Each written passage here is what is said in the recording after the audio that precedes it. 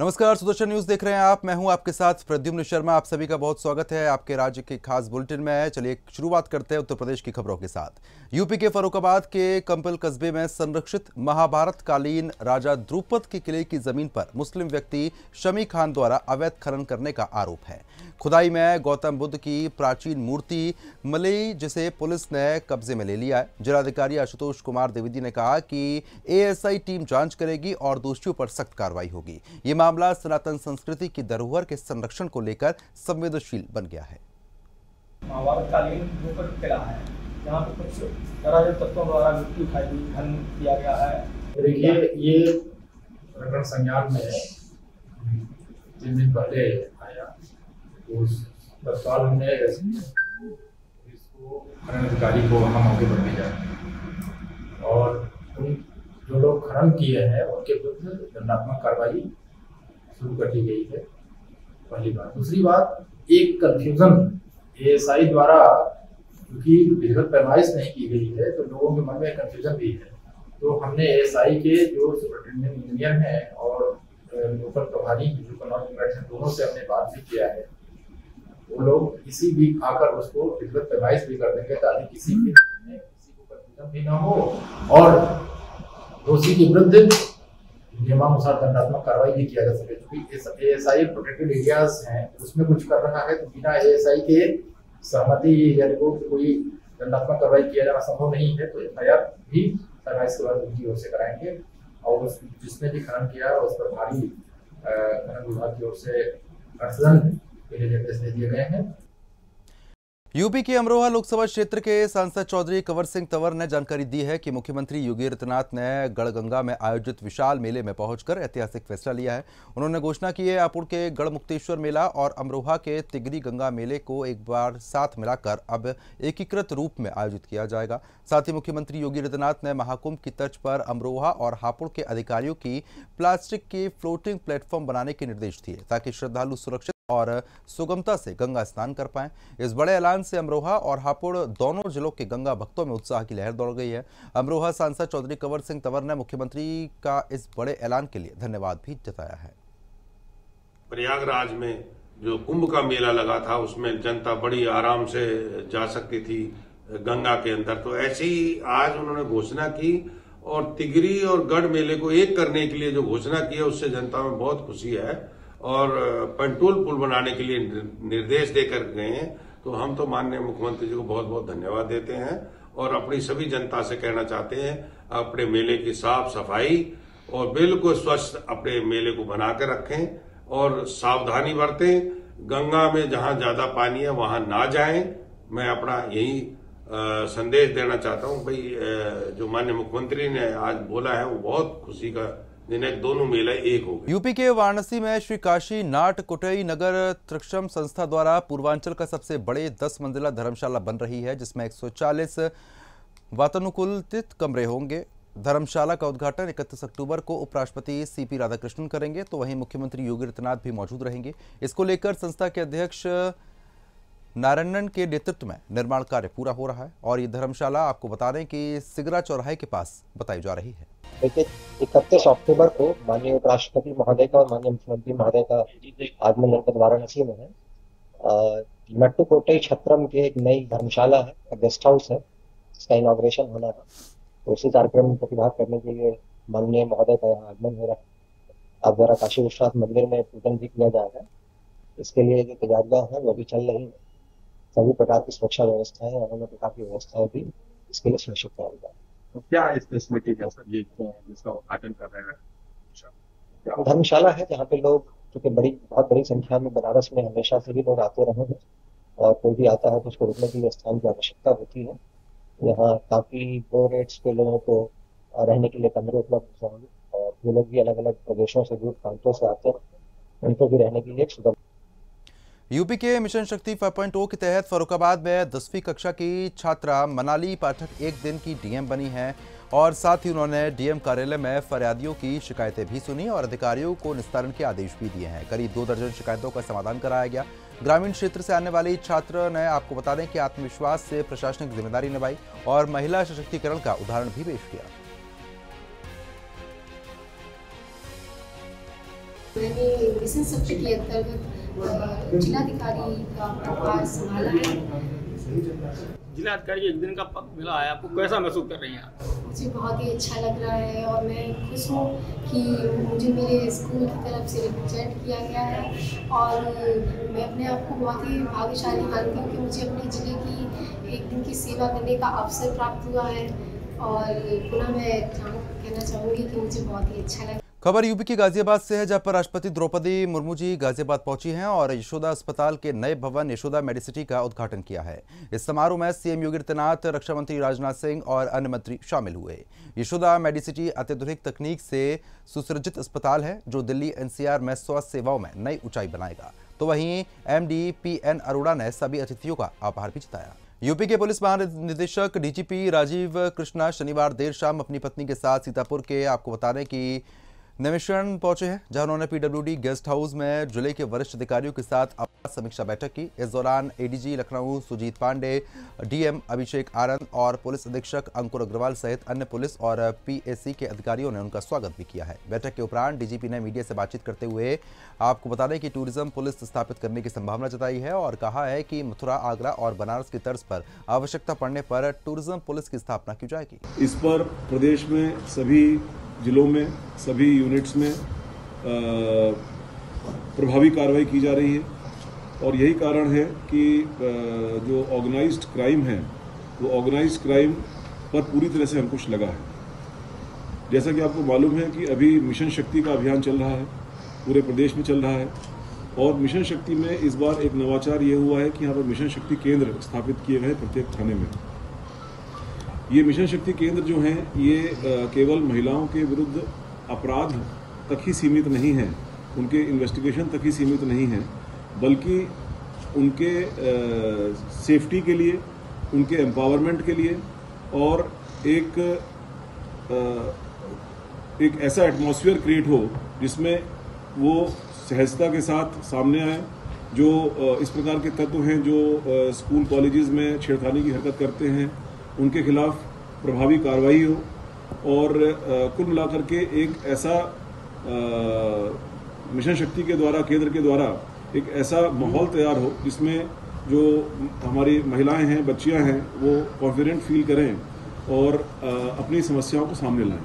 तो मिशन शक्ति का विशेष अभियान पूरे प्रदेश। यूपी के बुलंदशहर में मंत्री ओपी राजभर ने सपा अध्यक्ष अखिलेश यादव पर हमला बोलते हुए कहा कि वे परिवार विकास प्राधिकरण चला रहे हैं। राजभर ने कहा कि भाजपा ने कई नेताओं को आगे बढ़ाया जबकि सपा परिवार तक सीमित रही। बिहार चुनाव पर बोले हैं कि एनडीए से सीटों को लेकर गलतफहमी रही। साथ ही उन्होंने कहा कि सभाएं गुलामी का एहसास कराने के लिए की जा रही हैं।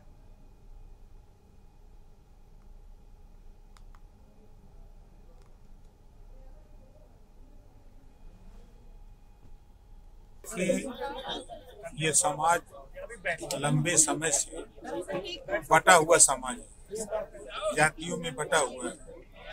इस नाते हम अभियान चलाते हैं सामाजिक समरसता एवं जो अति पिछड़े लोग हैं उनको इकट्ठा करते हैं, आपस में भाईचारा मिलत के साथ इनके शिक्षा के लिए, स्वास्थ्य के लिए, रोजगार के लिए, नौकरी के लिए इनको जागृत करते हैं और इनको समझाते हैं कि इस देश में पॉलिटिकल पावर एकदम मजबूत है। तो राजनीति में भी आप लोग संगठित होकर के अपने अधिकार के लिए लड़ें। इस उद्देश्य से हम लोग कार्यक्रम चलाते हैं।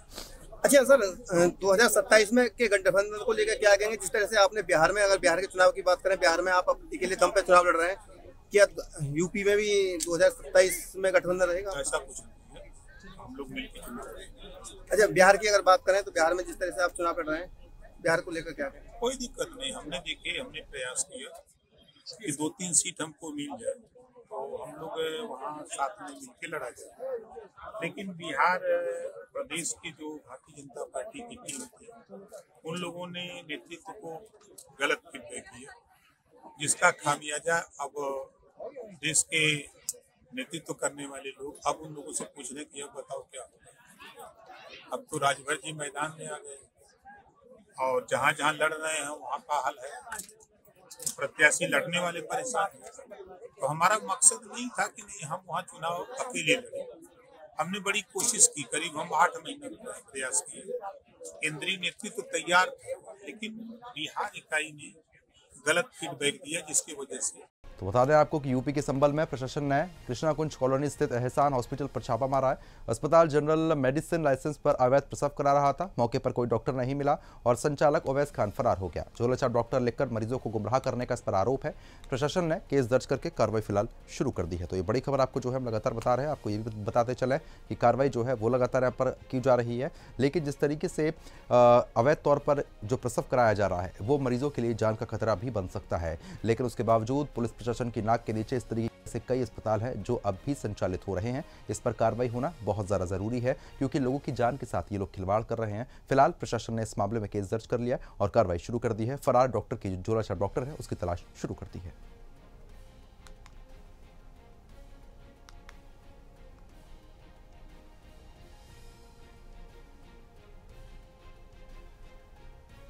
सीओ बैजोई के माध्यम से इस अस्पताल की शिकायत के विषय में ज्ञात हुआ था। तो हमारे पुलिस विभाग और प्रशासन के नायब तहसीलदार के द्वारा एक संयुक्त यहाँ पर जांच की गई, जिसमें एक माता जिनका कल प्रसव हुआ था वो पाए गए, जिसके कोई डॉक्टर का यहाँ रजिस्ट्रेशन प्रसव करवाने के लिए उपलब्ध नहीं है। तो जिन डॉक्टर्स के नाम में रजिस्टर्ड था वो डॉक्टर्स भी यहाँ किसी के दृष्टिगत कार्रवाई। देखिए, एक पुराना प्रार्थना पत्र था शिकायती, जिसमें ये जानकारी मिली थी कि बैजोई के अंतर्गत एक एहसान हॉस्पिटल आई केयर सेंटर के नाम से चल रहा है, जिसका सीएम ऑफिस में पंजीकरण नहीं है। इस संबंध में जानकारी की गई थी, तो सीएम ऑफिस से कोई पंजीकरण होना नहीं पाया गया था। जब मौके पर यहाँ पर सीएम ऑफिस से नोडल अधिकारी क्वैक और नायब साहब आए और टीम से पूरे द्वारा इसकी चेकिंग की गई, तो इसका पंजीकरण शिकायत के समय नहीं था। उसके बाद पंजीकरण तो होना पाया गया, लेकिन साथ ही ये भी चीज़ें देखी गई कि ये इनका पंजीकरण ऑप्थेल्मोलॉजी में, जनरल मेडिसिन में था, बट यहाँ कोई गायनिक की सुविधा नहीं थी और यहाँ डिलीवरी के भी केस किए गए हैं। तो इसी की जानकारी की गई है और बाकी सारा साक्ष्य संकलन किया जा रहा है। डॉक्टर कोई नहीं मिले मौके पर? क्या सर, मौके पर कोई डॉक्टर मिला? नहीं, मौके पर कोई डॉक्टर नहीं मिले हैं। बाकी रजिस्ट्रेशन डिलीवरी कितने केस थे डिलीवरी के? एक केस। और भी मरीज थे अस्पताल में? अन्य मरीज जनरल मेडिसिन। यूपी के चंदौली के बाजीतपुर गांव में युवकों ने ड्यूटी से लौट रहे रिंकू गुप्ता पर लाठी डंडों से हमला कर दिया और उसकी चीख सुनकर ग्रामीण इकट्ठा हुए तो आरोपी फरार हो गए। सूचना मिलते ही पुलिस पहुंची है, घायलों को अस्पताल में एडमिट करा दिया है। पुलिस फिलहाल जांच कर रही है और हमलावरों की तलाश शुरू कर दी गई है। ये मामला सर हमको पता नहीं था सर। मैं 12 घंटा ड्यूटी करता हूँ राधिका एनर्जी पे, पेट्रोल पंप पे। सर मैं रात में आ रहा था सर, मुझे कुछ नहीं पता था। मैं आ रहा था सर, जयशंकर के परिवार मिल के बनेला सर हमको मारे रात में। सर हमको मार के तुम गिरा दिए थे सर, रात रोड से सर पार्टी था सर। हमारी गाड़ी भी सर कुछ भी दी गई है। हमको बहुत सर मारा गया सर। मान लीजिए सर हमको मुँह के छोड़ा गया था, वहाँ पे हमको फेंक गया था सर खेत में। गांव वाले गए थे सर, हमको उठा के लेकर आए रात में। अभी ये सर देख लीजिए सर, अभी ये अभी ब्लड से निकल रहा है। अभी आपने थाने को सूचना दी थी? सर दिए हैं थाने पर सूचना, कोई कार्रवाई नहीं हो रही है सर। यूपी के फिरोजाबाद के सिरसागंज में पुलिस मुठभेड़ में वांछित अपराधी कन्हैया पुत्र तिलक सिंह के पैर में गोली लगी और उसे गिरफ्तार किया गया है। उसके पास से अवैध तमंचा, कारतूस, चोरी की एक बाइक बरामद हो गई है। आरोपी पर कई थानों में मुकदमे दर्ज है। पुलिस ने उस अस्पताल में फिलहाल भर्ती करा के आगे की कार्रवाई शुरू कर दी है। आज रात्रि 26/10/25 की रात्रि में सिरसागंज पुलिस संदिग्ध व्यक्तियों और अभियुक्तों की तलाश में आमूर नहर पर चेकिंग कर रही थी। तभी दूर से एक मोटरसाइकिल आती हुई दिखाई दी, जिसको पुलिस कर्मियों ने रुकने का इशारा किया। मोटरसाइकिल चालक ने पुलिस को देखते ही भागने का प्रयास किया और पुलिस ने जैसे ही उसको घेरा, अभियुक्त ने अपने आप को घिरा हुआ देखते हुए पुलिस पार्टी पर फायर किया। पुलिस ने जवाबी कार्रवाई करते हुए आत्मरक्षा में फायर किया, जिसमें कि अभियुक्त घायल हो गया। घायल अवस्था में उसको गिरफ्तार किया गया। उसकी पूछताछ करने पे अभियुक्त ने अपना नाम कन्हैया बताया, जो कि सिरसागंज थाने से एक लूट की मोटरसाइकिल में वांछित था। उसके पास से सिरसागंज थाने से लूटी हुई एक मोटरसाइकिल बरामद हुई है। उसके कब्जे से एक तमंचा 315 बोर, एक जिंदा कारतूस, 2 खोखा कारतूस बरामद हुए हैं। अभियुक्त को CSC भेज दिया गया है। शेष यूपी के बुलंदशहर में आपको बताने कि आईपीडी कॉलेज में साइबर फ्रॉड और मिशन शक्ति में जागरूकता कार्यक्रम आयोजित किया गया। साइबर विशेषज्ञ अक्षित टंडन ने छात्र छात्राओं और पुलिस कर्मचारियों को ऑनलाइन ठगी से बचाव के तरीके बताए। अक्टूबर माह को साइबर जागरूकता माह के रूप में मनाया जा रहा है, जिसके तहत प्रदेश भर में प्रशिक्षण चल रहा है। देखिए, पिछले महीने जो शारदीय नवरात्रि से शुरू हुआ था हमारा मिशन शक्ति 5.0 का कार्यक्रम, वो लगातार अभी सुचारू रूप से चल रहा है और अक्टूबर माह को साइबर जागरूकता माह के रूप में हम लोग मना रहे हैं। दोनों ही कार्यक्रमों को समन्वित करते हुए एक बृहद कार्यक्रम आयोजित किया गया था, जिसमें साइबर एक्सपर्ट अक्षित टंडन जी को भी बुलाया गया था और विभिन्न विभागों से, जिसमें हमारे शिक्षा विभाग से भी, उद्यम से भी, बैंकिंग से भी और तमाम अन्य व्यापारिक प्रतिष्ठानों से भी लोग आए हुए थे और उनको जो साइबर आजकल की एक समस्या हो गई है फ्रॉड से संबंधित, उनको जागरूक किया गया कि कौन कौन से हम मूलभूत बातें हैं जिनका ध्यान रखेंगे तो इस तरह के फ्रॉड से बच सकते हैं। इसमें 3 अलग अलग सेशन बनाए गए थे जो लगातार अभी हम चलता रहेगा 3 बजे के बाद भी। तो इसमें हमारे पुलिस से भी संबंधित लोग थे, हमारे सभी साइबर सेल जो थे उनसे संबंधित कर्मचारी भी आए थे, साइबर थाने के लोग थे। निश्चित तौर पर इससे लाभान्वित होंगी और जनमानस के विभिन्न वर्ग में भी इससे संदेश जाएगा, वो लोग जानेंगे। तो इससे जितनी अधिक जागरूकता बढ़ेगी साइबर फ्रॉड से हम उतने अच्छे से बच सकते हैं। देखिए, माननीय मुख्यमंत्री जी द्वारा ये मिशन शक्ति और प्रदेश द्वारा ये जो national cyber security awareness month है, इस दोनों को क्लब करते हुए हमारे डीजीपी महोदय श्री राजीव कृष्ण जी और हमारे एडीजी साहब, एडीजी जोन भानु भास्कर जी का ये प्रयास था कि हमारे 7 जनपदों में, मतलब पूरे मेरठ जोन में, ये कार्यक्रम 3 सत्रों में कराया जाए। पहला मिशन शक्ति, जिसमें कॉलेज और स्कूल की जो छात्र छात्राएं, बालिकाएं, उनको साइबर सुरक्षा के बारे में बताया जाए, किस तरह के अपराध हो रहे हैं, उससे कैसे बचें, क्योंकि आप देख रहे हैं कि इस समय साइबर अपराध चरम पे है, बिल्कुल खूब मामले आते रहते हैं और इसका एक ही इलाज है, वो है जागरूकता। दूसरा इसका है कि आम जो जनता है, क्योंकि हमारी थीम है साइबर जागरूक भारत, तो जो शहर की आम जनता है उनके साथ कनेक्ट किया जाए, उनको साइबर जागरूकता के बारे में बताया जाए। और तीसरा, पुलिस जो हमारी जो डिजिटल पुलिसिंग जिसे कहते हैं, साइबर पुलिसिंग।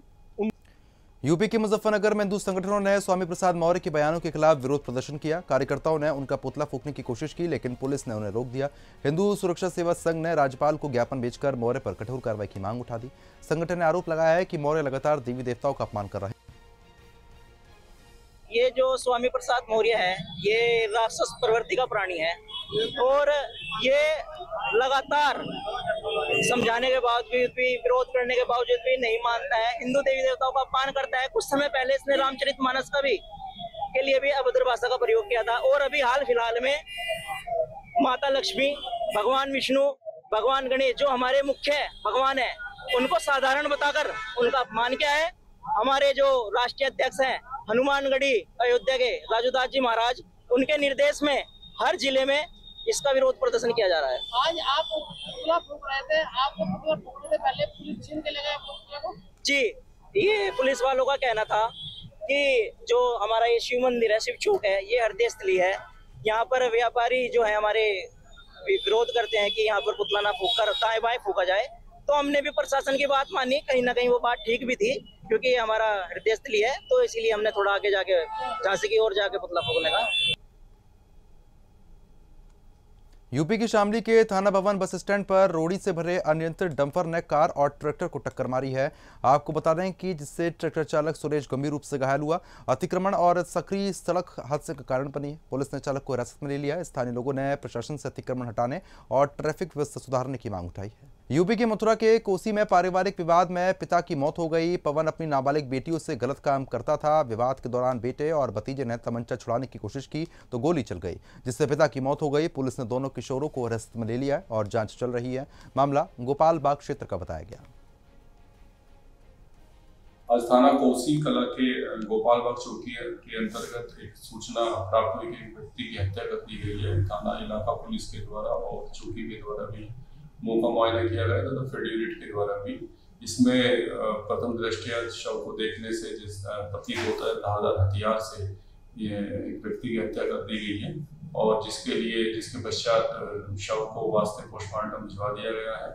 और इसमें प्रथम दृष्टया पारिवारिक विवाद निकलकर सामने आ रहा है और इसमें क्रम में ही परिजनों को भी पुलिस अभिरक्षा में पूछताछ के लिए यूपी के हरदोई में अन्य बिंदुओं पर भी कार्रवाई की जा रही तथा गहन छानबीन के पश्चात विधिक कार्रवाई भी अमल में लाई जा रही। यूपी के हरदोई में जीवीके एम्बुलेंस कंपनी पर भ्रष्टाचार और फर्जी केस दर्ज करने के आरोप लगे हैं। आप बता दें कि मरीजों को समय पर एम्बुलेंस नहीं मिल रही। नोडल अधिकारी मनोज कुमार ने कहा कि कर्मचारियों द्वारा फर्जी केस किए जा रहे थे। स्वास्थ्य विभाग ने नोटिस जारी कर दिया है, लेकिन कार्रवाई धीमी है और ये स्वास्थ्य विभाग की गंभीर लापरवाही मानी जा रही है। के माध्यम से अभी विगत माह में ऐसा जानकारी में आया कि एम्बुलेंस समय पर हमारे जो भी रोड एक्सीडेंट हो रहे हैं या गर्भवती महिलाओं की जो उनका मानक समय है नहीं पहुंच रहे थे, एवं कुछ ऐसे केसेस फर्जी तो नहीं पकड़े गए हैं, लेकिन उनके द्वारा बताया गया कि ये केस ये लोग चढ़ा लेते हैं, जिस पर मुख्य चिकित्सा अधिकारी महोदय की तरफ से उन सभी एम्बुलेंस के जो हमारे जिले के अधिकारी हैं उनको एक पत्र भेजा गया है कि ऐसी कोई भी दिक्कतें नहीं आनी चाहिए।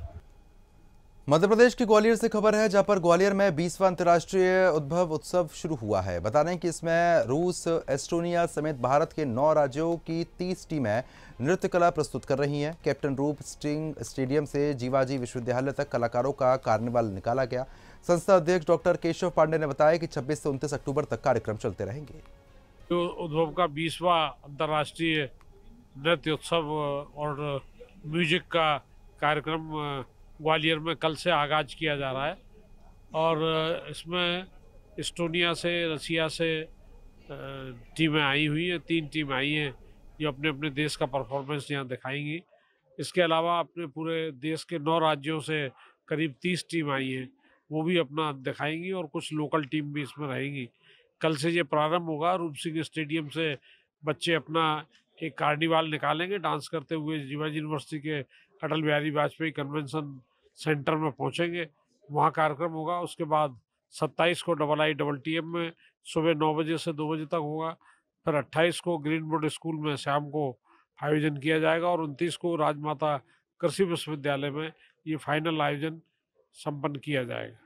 First, second, third category. गायिका शहनाज अख्तर ने बयान दिया है कि सनातन धर्म में कोई कमी नहीं है और वह नहीं चाहेंगी कि श्रद्धा जैसे अपराध दोहराए जाएं।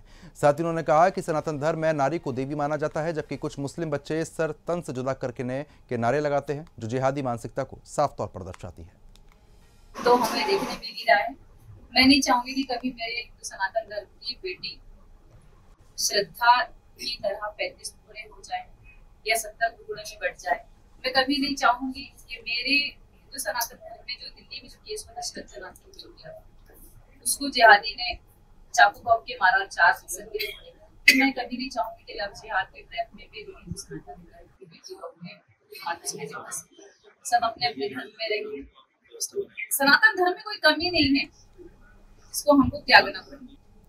बिहार के बोधगया से खबर है, जहां पर थाना क्षेत्र के हरिहरपुर गांव में शुक्रवार की देर रात मारपीट की एक गंभीर घटना सामने आई। जानकारी के अनुसार 24 अक्टूबर की रात लगभग 10:30 बजे गांव में 2 लोगों के बीच किसी बात को लेकर विवाद हो गया। इस दौरान हरिहरपुर निवासी फिरोज और उनका भतीजा हसनैन खान मौके पर पहुंचे और दोनों पक्षों को समझा बुझा कर शांत कराने का प्रयास किया।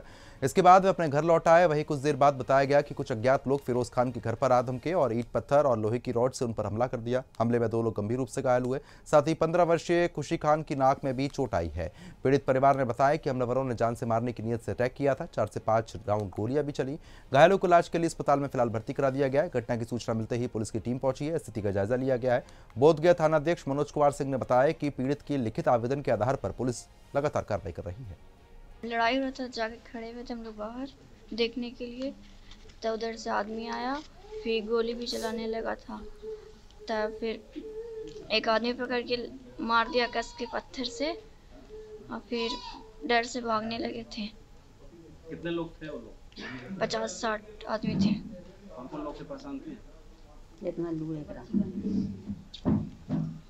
पुलिस आई थी? हाँ आई थी। घटना घटी, हम लोग बाहर बैठे खड़ा थे। उन्हें से जितेंद्र के भाई साहब भोलवा था, छोटुआ था, पप्पू था, किशोरी महतो था, सब आया हुआ ठिकानी मारना स्टार्ट कर दिया। हम लिखा बात है बताओ, काहला हमने के मार रहनी है, कोई वैसा बात नहीं है, बस मारना स्टार्ट कर दिया। क्या लड़ाई पहले से भी थी? नहीं, पहले से कोई लड़ाई नहीं था हम लोग के। कोई जानकारी नहीं था। हाँ मारने लगा बिना मतलब के। हम फिर वहाँ से हटे तो उसके बाद बल्ला यादव था से पीछे से लाठी से हमको मारा। फिर उसके बाद उसका भाई मारा, भोरी छोटुआ मारा, उसका छोटका भाई जितेंद्र यादव के एक लाठी मारा, बल्ला यादव मारा।